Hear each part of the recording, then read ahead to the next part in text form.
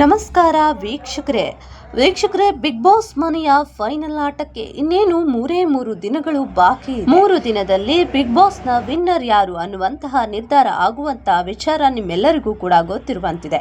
ಹೇಗಿರುವಾಗ big boss ಮನೆಗೆ ವಿಶೇಷ ಅತಿಥಿ ಒಬ್ಬರು ಆಗಮಿಸಿದ್ರು.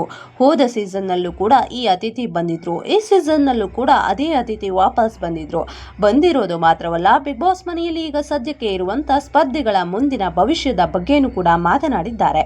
ಈ ವಿಶೇಷ ಅತಿಥಿ ಬಂದ ಬಳಿಕ ಬಿಗ್ ಬಾಸ್ ಮನೆಯಲ್ಲಿ ಇರುವಂತಹ ಸ್ಪರ್ಧಿಗಳ ಚೈತನ್ಯವೂ ಕೂಡ ಬದಲಾಗಿದೆ. ಜೊತೆಗೆ 1-2-3 ಜನ ಸ್ಪರ್ಧಿಗಳಲ್ಲೂ ಕೂಡ ಗೆಲ್ಲುವಂತ ಉತ್ಸಾಹ ಹೆಚ್ಚಾಗಿದೆ. ಆ ಅತಿಥಿ ಬೇರೆ ಯಾರು ಅಲ್ಲ, ಅದೇ ಈ ಜ್ಯೋತಿಷ್ಯವನ್ನ ಮತ್ತು ಭವಿಷ್ಯವನ್ನ ಕಲರ್ಸ್ ಕನ್ನಡ ವಾಹಿನಿಯಲ್ಲಿ ಬೆಳಿಗ್ಗೆ 7 ಹೇಳುವಂತಹ ಗುರೂಜಿ ವಿದ್ಯಾಶಂಕರಾನಂದ ಸರಸ್ವತಿ ಅವರು. ಹೌದು, ಇವರು ಯಾವಾಗ ಬಿಗ್ ಬಾಸ್ ಮನೆ ಒಳಗಡೆ ಬಂದ್ರು ಆಗ್ಲೇ ಒಂದು ಪಾಸಿಟಿವ್ ವೈಬ್ಸ್ ಎಲ್ಲರಲ್ಲೂ ಕೂಡ ಕಾಣಿಸ್ತು. ಅದಾದ ಬಳಿಕ ಒಬ್ಬೊಬ್ಬರದ್ದೇ ಭವಿಷ್ಯವಾಣಿಯನ್ನ ಹೇಳಿದ್ದಾರೆ. ಅದರಲ್ಲಿ ಪ್ರಮುಖವಾಗಿ ಮಂಜು ವಿಚಾರದಲ್ಲಿ ಹೇಳಿರುವಂತಹ ಭವಿಷ್ಯವಾಣಿ ಗಮನಿಸಲೇಬೇಕು. ಒಂದಷ್ಟು ಜನರು ಹಾಗೆ ನಾರ್ಮಲ್ ಇದ್ರೂ ಕೂಡ ಮಂಜು ಮತ್ತು ಇನ್ನೊಂದು ಇಬ್ಬರ ಭವಿಷ್ಯವಾಣಿಯನ್ನ ನಾವು ಕೇಳಲೇಬೇಕು. ಅವರ ಬಗ್ಗೆ ತುಂಬಾ ಆಶ್ಚರ್ಯ ವಿಚಾರಗಳನ್ನೇ ಇಲ್ಲಿ ಈ ಸರಸ್ವತಿ ಸ್ವಾಮೀಜಿ ಅವರು ಹೇಳಿದ್ದಾರೆ. ಇವರು ಹೇಳಿರುವಂತಹ ವಿಚಾರವನ್ನ ಸೂಕ್ಷ್ಮವಾಗಿ ಮಂಜು ಕೂಡ ತೆಗೆದುಕೊಂಡ್ರೆ ಮಂಜು ಬಾಳಲ್ಲಿ ಬದಲಾವಣೆ ಖಚಿತ ಅನ್ನೋದು ಸ್ಪಷ್ಟವಾಗಿ ಗೊತ್ತಾಗುತ್ತೆ. ಹಾಗಾದ್ರೆ ಏನು ಹೇಳಿದ್ರು? ಮಂಜು ಜೀವನದ ಬಗ್ಗೆ, ಮಂಜು ಮದುವೆಯ ಬಗ್ಗೆ, ಮಂಜು ಈ ಬಿಗ್ ಬಾಸ್ ಟ್ರೋಫಿ ಗೆಲುವಿನ ಬಗ್ಗೆ ಏನಾದರೂ ಹೇಳಿದ್ರಾ? ಎಲ್ಲವನ್ನು ಕೂಡ ನೋಡ್ತಾ ಹೋಗೋಣ. ಅದಕ್ಕಿಂತ ಮುಂಚೆ ನೀವಿನ್ನೂ ಕೂಡ ನಮ್ಮ ಚಾನಲನ್ನು ಸಬ್ಸ್ಕ್ರೈಬ್ ಮಾಡಿಲ್ಲ ಅಂದರೆ ಈ ಕೂಡಲೇ ಚಾನಲನ್ನು ಸಬ್ಸ್ಕ್ರೈಬ್ ಮಾಡಿ ವೀಕ್ಷಕರೇ, ನಾನು ಈಗಾಗಲೇ ಹೇಳಿದಂತೆ ಬಿಗ್ ಬಾಸ್ ಮನೆಗೆ ವಿಶೇಷ ಅತಿಥಿಯೊಬ್ಬರ ಆಗಮನ ಮಂಗಳವಾರ ಆಗಿತ್ತು. ಬಿಗ್ ಬಾಸ್ ಮನೆಯಲ್ಲಿ ಈಗಾಗಲೇ ಫೈನಲ್ ಆಟಕ್ಕೆ ಕ್ಷಣಗಣನೆ ಶುರುವಾಗಿದೆ.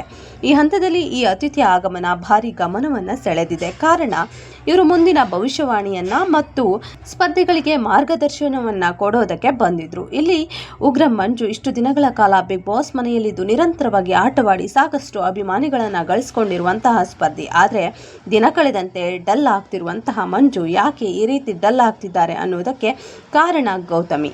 ಹೌದು, ಗೌತಮಿ ಅವರ ಕಾರಣದಿಂದ ಮಂಜು ಮೊದಲಿನಿಂದಲೂ ಕೂಡ ಚರ್ಚೆಯಲ್ಲಿ ಇದ್ರು. ಆದರೆ ಅನೇಕರು ಅದನ್ನು ಒಪ್ಪಿಕೊಂಡಿರಲಿಲ್ಲ. ಮಂಜು ಅವರಿಗೆ ಈಗ 38 ವರ್ಷ ವಯಸ್ಸು. ಮದುವೆ ಯಾವಾಗ ಅನ್ನುವಂಥ ಪ್ರಶ್ನೆ ಅವರಲ್ಲಿ ಇದೆ. ಜೊತೆಗೆ ಸಾಕಷ್ಟು ಜನರು ಕೂಡ ಇದೇ ಪ್ರಶ್ನೆಯನ್ನ ಮಂಜುಗೆ ಕೇಳ್ತಾ ಬಂದಿದ್ದಾರೆ. ಇದಕ್ಕೆ ಮಹರ್ಷಿ ದರ್ಶನ ಖ್ಯಾತಿಯ ವಿದ್ಯಾಶಂಕರ ಅಂತ ಸರಸ್ವತಿ ಅವರು ಒಂದಷ್ಟು ಉತ್ತರಗಳನ್ನ ಕೊಟ್ಟಿದ್ದಾರೆ. ಅತಿಥಿಯಾಗಿ ಆಗಮಿಸಿದಂತಹ ವಿದ್ಯಾಶಂಕರಾನಂದ ಸರಸ್ವತಿ ಅವರು ಒಂದಷ್ಟು ಉತ್ತರಗಳನ್ನ ಕೊಟ್ಟಿದ್ದಾರೆ. ಮಂಜು ಅವರನ್ನ ನೋಡ್ತಾ ಇದ್ದಂತೆ ಕಗ್ಗವನ್ನ ಹೇಳ್ತಾರೆ, ಅಂದ್ರೆ ಭವಿಷ್ಯವನ್ನ ಹೇಳ್ತಾ ಹೋಗ್ತಾರೆ. ವಿದ್ಯಾಶಂಕರಾನಂದ ಸರಸ್ವತಿ ಅವರು ಎದ್ದಾಡಿ ಬೀಳುತ್ತಿಹೆ, ಗುದ್ದಾಡಿ ಸೋತಿಹೆ,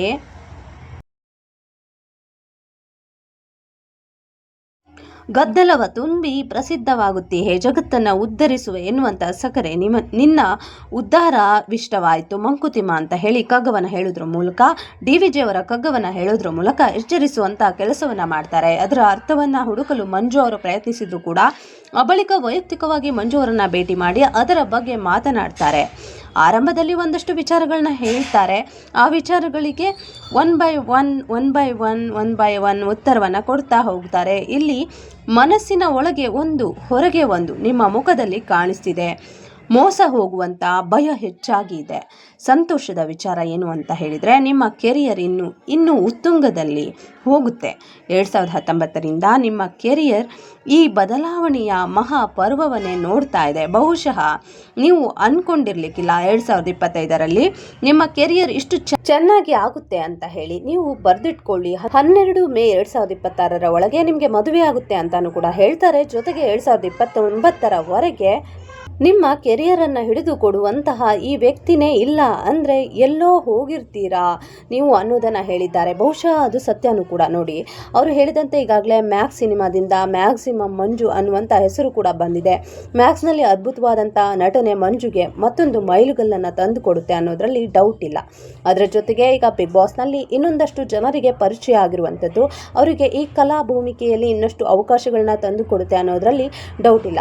ಇನ್ನು ಮಂಜು ಸುಮಾರು 200 ಸಿನಿಮಾಗಳಲ್ಲಿ ನಟಿಸಿದ್ದಾರಂತೆ. ಯಾವುದು ಕೂಡ ಜನರಿಗೆ ನೆನಪಿಲ್ಲ, ಆದರೆ ಇನ್ನು ಮುಂದೆ ನಟಿಸುವಂತಹ ಪ್ರತಿ ಸಿನಿಮಾವು ಕೂಡ ನೆನಪಿರುತ್ತೆ ಅನ್ನೋದಕ್ಕೆ ಸಾಕ್ಷಿ ಬಿಗ್ ಬಾಸ್. ಜೊತೆಗೆ ಮ್ಯಾಕ್ಸ್ ಇನ್ನು ತಂಗಿಯರ ಮದುವೆ ಆದಮೇಲೆ ಆಗೋಣ ಅಂತ ಹೇಳಿ ಅಂದ್ಕೊಂಡಿದ್ದಂತಹ ಮಂಜುಗೆ ಈಗ 38 ವರ್ಷ ವಯಸ್ಸು. ಇದಕ್ಕೆ ಉತ್ತರಿಸಿದಂತಹ ವಿದ್ಯಾಶಂಕರ ಸರಸ್ವತಿ ಅವರು ನೀನು ಎಮೋಷನಲ್ ಫೂಲ್.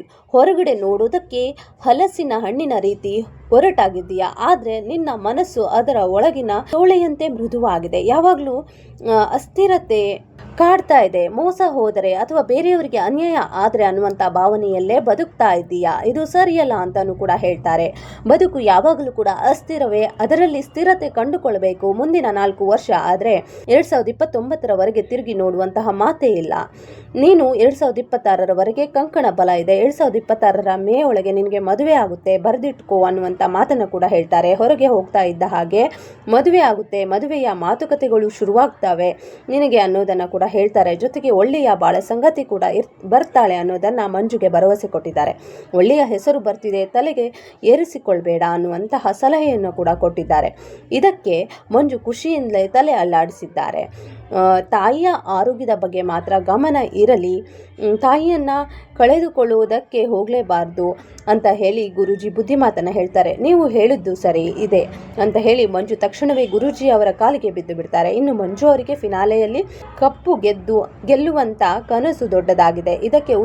ಇದಕ್ಕೆ ಮಾತ್ರ ಉತ್ತರ ಅವರು ಕೊಡೋದೇ ಇಲ್ಲ, ಯಾರಿಗೂ ಕೂಡ ಕೊಟ್ಟಿಲ್ಲ. ಕಳೆದ ಸೀಸನ್ನಲ್ಲೂ ಕೂಡ ಕೊಟ್ಟಿಲ್ಲ, ಈ ಸೀಸನ್ನಲ್ಲೂ ಕೂಡ ಕೊಡೋದಿಲ್ಲ ಅನ್ನೋದು ಸ್ಪಷ್ಟ. ಏನು ಹೇಳಬೇಕು ಅದನ್ನು ಸೂಕ್ಷ್ಮವಾಗಿ ಹೇಳ್ತಾರೆ. ಅದರಲ್ಲೂ ಕೂಡ ಮುಂದಿನ ಬದುಕಿನ ಬಗ್ಗೆ ಮಾತ್ರ ಇಲ್ಲಿ ಅವರು ಹೇಳೋದು ಅನ್ನೋದನ್ನು ಗಮನಿಸಬೇಕು. ಬಟ್ ಇವರು ಹೇಳುವಂಥ ವಿಚಾರವನ್ನು ಸೂಕ್ಷ್ಮವಾಗಿ ಮತ್ತು ಗಂಭೀರವಾಗಿ ತೆಗೆದುಕೊಂಡು ಅದು ಆಗುತ್ತೆ ಅನ್ನೋದು ಕೂಡ ನಂಬಿಕೆ ಇದೆ. ಯಾಕಂದರೆ ಈ ಭವಿಷ್ಯ ಜ್ಯೋತಿಷ್ಯ ಅಥವಾ ಈ ಕಾಲಜ್ಞಾನ ಅಂದ್ರೇನೆ ಹಾಗೆ.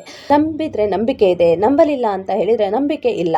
ಸತ್ಯ ಆಗುತ್ತೋ ಸುಳ್ಳಾಗುತ್ತೋ ಅವರವರ ಭಾವನೆ, ಅವರವರ ಭಕ್ತಿಗೆ ಬಿಟ್ಟಂತ ವಿಚಾರ. ಬಟ್ ಕೆಲವೊಂದಷ್ಟು ವಿಚಾರಗಳು ಭಾರಿ ಅಚ್ಚರಿಯನ್ನು ಮೂಡಿಸ್ತವೆ. ಕೆಲವೊಂದು ಸಲ ಕಾಕತಾಳೀಯವಾಗಿ ಅದು ಆಗ್ತಾನೆ ಇರುತ್ತೆ. ಮಂಜು ಬಾಳಲು ಕೂಡ ಹಾಗೆ ಆಗ್ತಿದೆ ಅಂತ ಹೇಳಿ ಮಂಜು ಒಪ್ಪಿಕೊಳ್ತಾರೆ. ಹಾಗಾಗಿ ಮಂಜು ಜೀವನದಲ್ಲಿ ಈ ಭವಿಷ್ಯವಾಣಿ ಭಾರಿ ಕೆಲಸ ಮಾಡಬಹುದು ಅನ್ನೋದು ಮಂಜು ನಿರೀಕ್ಷೆ. ಅದರಂತೆ ನಾನು ಈ ಕಂಪ್ಲೀಟ್ ಕೆರಿಯರ್ ಬದಲಾಗುತ್ತೆ ಅನ್ನುವಂತಹ ಒಂದು ಮಾತನ್ನು ಕೇಳಿದ ಬಳಿಕ ಮಂಜುಗೆ ನಾನೆಲ್ಲೋ ಒಂದು ಕಡೆ ಕಪ್ಪನ ಕೂಡ ಗೆಲ್ಲಬಹುದಾ ಅನ್ನುವಂಥ ನಿರೀಕ್ಷೆ ಕೂಡ ಕೆದರಿದೆ. ಹಾಗಾಗಿ ಮಂಜು ಬದುಕು ಮುಂದೆ ಬದಲಾಗುತ್ತೆ ಅನ್ನೋದ್ರಲ್ಲಿ ಡೌಟೇ ಇಲ್ಲ ಅಂತ ಹೇಳಿ ಸ್ವಾಮೀಜಿ ಹೇಳಿದ್ದಾರೆ. ನೋಡೋಣ ಏನಾಗುತ್ತೆ ಮುಂದಿನ ದಿನಗಳಲ್ಲಿ.